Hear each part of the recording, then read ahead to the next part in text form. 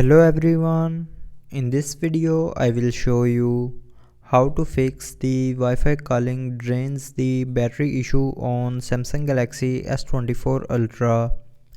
So before starting the video, don't forget to subscribe the channel and also press the bell icon. So to fix this issue, first of all swipe down and from here turn on the flight mode and wait for 5 to 10 seconds and then turn it back off. Now after doing this, your battery draining issue will be resolved, but if it doesn't fix your problem, then the second solution is open settings, scroll down and here click on software update and then click on download and install to update your mobile software to latest version. And after updating your mobile software, your problem will be fixed.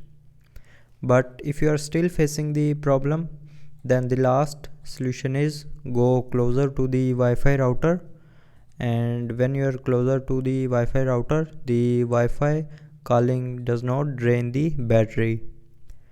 So that's how you can fix the battery draining issue because of Wi-Fi calling in Samsung Galaxy S24 Ultra.